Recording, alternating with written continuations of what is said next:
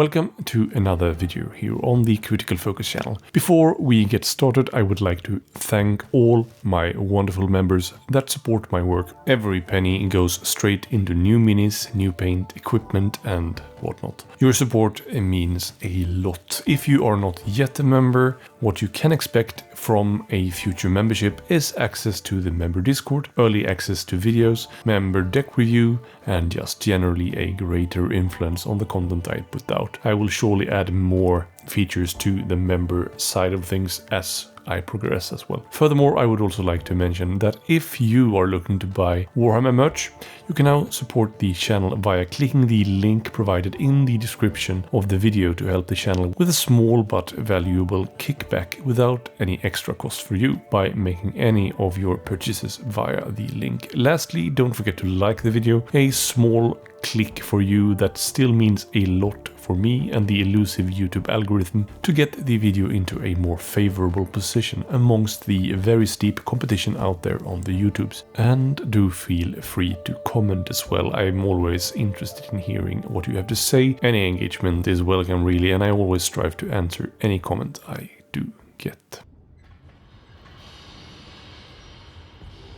Grashrak's Despoilers are a grey-haired warband of 6 bestial Gorkin who hate all things pure, with an intensity far beyond reasonable comprehension. Like many of their tainted kind, they are driven by an unrelenting desire to rip apart and race down all signs of civilization. The Despoilers are ferocious and deadly monsters, and they are rivals all. Each seeks to prove that he and he alone belongs at the apex of their hierarchy, and all will commit any act of savage slaughter to prove it. This brutal herd of Gorkin has left a trail of death and destruction from the gnawing forest to the writhing hills. Their rampage eventually led them into the tunnels that lead to the Beastgrave, where they hoped to find new beings and marvels to smash asunder. Leading them is Grashrak Fellhoof, a Bray shaman, a twisted prophet of the dark gods, festooned with sacrificial trophies and crude flint hagstones. Grashrak speaks the foul words of the blood-spittled tongue and conjures the mutating energies of chaos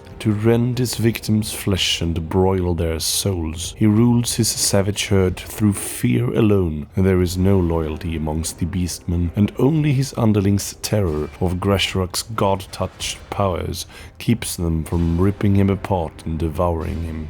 Grashrak's champion and enforcer is Draknar, a towering beastigore whose martial might and iron-wrought wargear raise him head and shoulders above the rest of the warband. For now, Draknar is content to follow Grashrak's commands, for the Bray shaman has led him to many rich killing fields and orgies of slaughter. Should that ever change, however, even the Fellhoof's sorcerous powers will not be enough to prevent Draknar from attempting to bury an axe in his skull and claim rulership of the warband for his own. Skaeth's Wild Hunt are a Sylvaneth warband whose members are worshippers of Kerneth, the god of the hunt. They are wild and mercurial beings, representations of nature at its most primal and aggressive. Skaeth and his warband seeks to remove any that taint the natural order and to restore everything that was lost during the Age of Chaos. They can be truly merciless in pursuit of this goal, but nobility tempers them somewhat and they only actively hunt those who bring ruin. The warband hunts as a unified team, displaying an almost preternatural instinct for one another's actions that allow them to act as one. Skaeth and his companions, however, fight for individual glory, with all feeling the fierce exhilaration of a victory in their kills. Skaeth and his followers have plunged into the depths of the Beastgrave upon what they believe may be their most important ever hunt. They seek to track down those beings infected by the Cataphrane curse and slay them to ensure they do not spread the corruption further. Alariel has sent them visions of horror that will transpire should the curse break free of the mountain and spread into the wider realms. Skaeth has vowed upon the spear of Kurnoth itself that he and his companions shall not let this grisly future come to pass, even if that leaves them trapped in an eternal battle to quarantine Beastgrave forevermore. More than this, though, Skaeth harbors the secret hope that if this warband can fight their way to the very heart of Beastgrave, they may strike a blow that slays the mountain itself. It is unclear whether such a thing is possible, but were the Wild Hunt to succeed in this aim, they would remove a great and brooding darkness from the heartlands of Gur. Skaeth the Huntsman is the leader of the Wild Hunt. Described as an elf centaur, he is armed with the javelin of the Hunt, which complement his likewise deadly hooves. He may also use his shield to bash in and shatter the bones of his prey. Skaeth's second in command is Carthaean the Hunt Caller. Once the quarry has been sighted, it is Carthaean's horn that calls the Wild Hunt. The horn imbues his allies with the strength of Kurnoth, and conversely he may coalesce motes of life magic into barbed projectiles that fly towards his foes. It is Carthaean's hope that Beastgrave itself will someday be scoured from the mortal realms. The Grymwatch are a flesh-eater court's warband whose members hail from a ruined kingdom laying to the north of the Beastgrave. They are degenerate ghouls who suffer from grand delusions just like all members of the flesh-eater courts. They ride out at the command of the degenerate beast, whom they perceive to be the heroic Duke Crackmarrow. The Grymwatch have come questing to slay the monstrous entity that they believe lurks at the Beastgrave's heart. After all, they can't risk letting this terrible creature threaten their crops or menace their peasant folk. Now, slavering, grunting and snarling, the ghouls of the Grymwatch scramble through the tunnels, honorable hunters in search of monstrous prey. The Grymwatch largely originates from what was once the stronghold of Griffin's Watch. As the members of the Grymwatch remember it, it had been laid siege to a horde of beastmen, who were later routed by the resplendent Lord Gorfang and his first hunters. The routed beastmen supposedly made their way into the Beastgrave, with the Grymwatch tasked with the holy mission of exterminating the remaining beastmen. However, the truth is far more sinister. Gorfang was in fact a ghoul king who, after routing the beastmen, had continued the siege of the citadel. Eventually breaking through, the ghouls proceeded to feast upon the already starved population, with a select few being recruited into the mad army. Duke Crackmarrow is the leader of the Grymwatch, ordained by his ghoul king Lord Gorfang with the task of slaying the beastmen known as Grashrak's Despoilers that have occupied the Beastgrave, and their shaman who the king fears may awaken the mountain. Armed with a rusty halberd, he coordinates his warband with shrill cries. The Duke's authority over his loyal men-at-arms is absolute, their obedience instant. Gristlewell, the second in command, perceives himself to be the Duke's devoted comrade and honorable champion. In his mind's eye he wields a great and gleaming blade with consummate skill and cuts a dashing and confident figure of high adventure as he carves a path through the fray. Rippa's Snarlfangs are a Gitmob warband whose members consists of 3 Snarlfang riders. Amongst the Gitmobs, it's no crime to launch a leadership challenge by trying to stab your Gitlord in the back. It is, however, inadvisable to mess it up. When Rippa Narkbat's bid for power went horribly wrong, he chose rapid and self-imposed exile over the messy death he would undoubtedly have faced if he had hung about. His 2 best lads, Stabbit and Minai, came with him, more out of guilt by association than any real sense of loyalty. Down but not defeated, Rippa has led his grumbling and mutinous companions to Beastgrave in pursuit of the magnificently shiny chopper he sees every night in his dreams. With that blade in his hand, surely Rippa could ride back to his tribe and claim rulership over the headless corpses of all his old rivals. During the Warband's time in Beastgrave,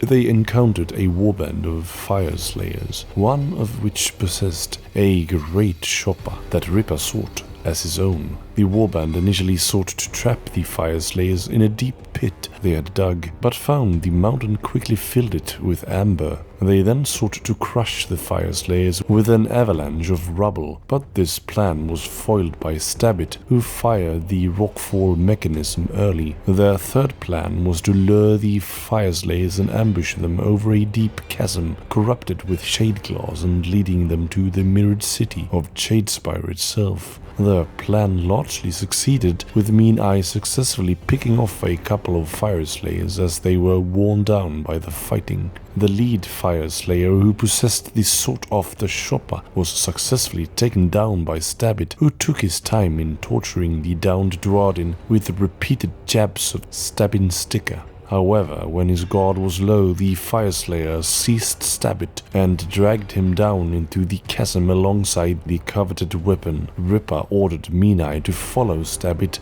expecting they would return. The Wurmspat are a Nurgle Rotbringer warband comprised of Fecula Flyblown, a Rotbringer sorcerer dedicated to Nurgle and her two favored bodyguards. After seeing a vision of endless sterility and stagnation, a dreadful sight to any Nurglite, Fecula sought out the aid of her god to bring an end to this horrible vision of the future. The sorcerer was far from Beastgrave, hunched over a stained cauldron when she read a sign in the cloying vapor rising from it. She saw a shard curse of endless sterility in which nothing stayed dead long enough to rot, and the effects of entropy were perpetually undone. Horrified, Fecula added foul ingredients to her pestilent brew, hoping to attract Nurgle's aid to halt the spread of this unplague. Drawn by the rancid odor, a monstrous worm maggot burst from the ground and swallowed the sorcerer and her two favored bodyguards whole. This creature burrowed onwards until it could stomach Fecula's noisome stew no more. It burst into Beastgrave, where it disgorged the group in a tide of steaming vomit. Together, the Wurmspat are resolved to cure the curse at the mountain's heart by spreading the filth so beloved of their deity. During their initial venture into the Beastgrave, the group clashed with the Sylvaneth of the Skaeth's Wild Hunt, who relentlessly pursued them during their journey to uncover the source of the Cataphrene curse. Eventually, Fecula uncovered a cavern that had become crystallized with shadeclaws, and a path leading to the mirrored city of accursed Shadespire. She had begun her ritual to dispel this corruption of undeath, but she and her warband were slain by Skaeth and his wild hunt. However, due to the curse of undeath, Fecula and the rest of her warband eventually revived. Although Fecula acknowledged that it was unlikely they could dispel the curse, he resolved to try and try again until she succeeded. Fecula Flyblown is armed with the Rotwood staff and is accompanied by her loyal Wretchling, a plague-ridden familiar who acts as a powerful locus of plague sorcery. She is capable of summoning a torrent of bile and brackish filth to spray upon an enemy, and is even capable of tainting endless spells.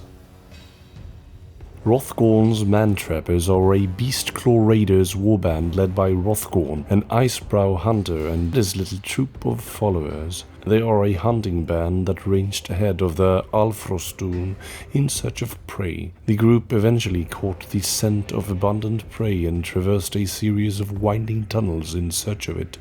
It was not long before Hrothgorn realized his party had happened upon the Beastgrave, whose legends are well known to the Moor tribes. Now the ogre seeks a way out of the cursed mountain, for there is no true food upon it, only endless hunger and death. Prior to Hrothgorn's arrival, there had been a storm, a squall spun off from the cold hell of the Everwinter that dogged the heels of Hrothgorn's people, and in its raging winds he had found the trail, a swath cut through the snow, and with it paw prints as large as his hands, the track of a beast, something huge, something he had never seen before, and Hrothgorn had followed it. He was a tracker, a hunter, the best in all his Alfrostun, and new prey was his favorite meat. Hrothgorn had followed the track through the storm, losing it, finding it, until he finally saw the beast. It was coiled like a serpent on a ridge of stone,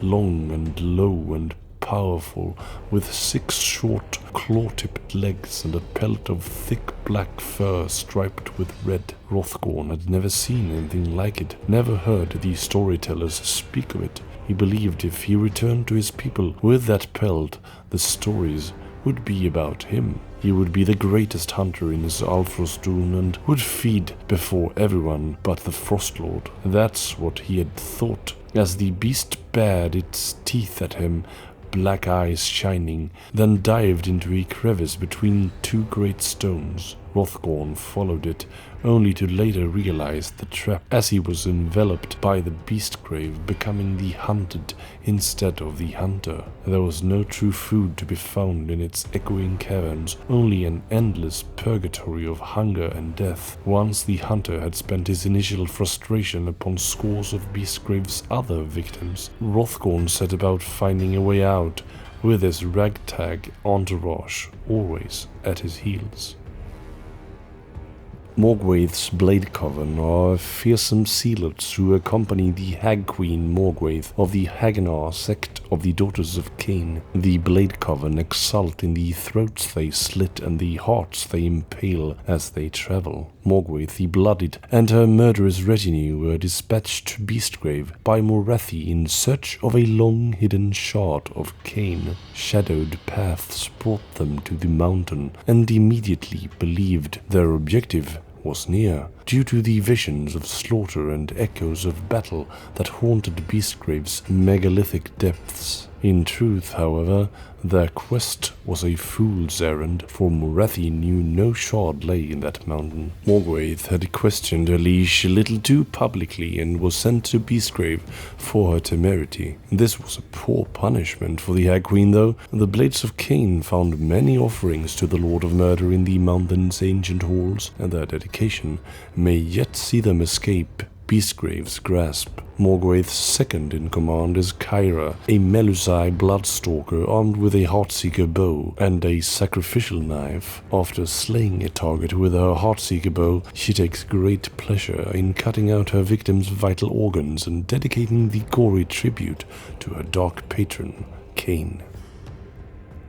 Morgok's Krushas are an Iron Jaws warband whose members are brutes from the Iron Sons war clan. Morgok and his mob once hunted down and fought the greatest prey they could find amongst Gur's trackless wastes. Whether they ran down spiny Nephrodiles or fought the storm warriors of Sigmar, Morgok's Krushas sought the mightiest trophies in the name of their bellicose deity Gorkamorka. While roaming a plain of ancient bones, the Iron Jaws boss heard from afar the clash and clangor of battle. They pursued this sound across the wilds until they arrived at Beastgrave. The noises were echoing from the mountain's tunnels. Invigorated by war energy that would only increase with each conflict, the brute boss led his cronies down into the caverns to win glory in the eyes of the great green god. During their initial ventures into the Beastgrave, the warbands set their eyes upon a Jabberslithe, believing it to be the greatest prey the living mountain had to offer. Once slain, Morgok had decided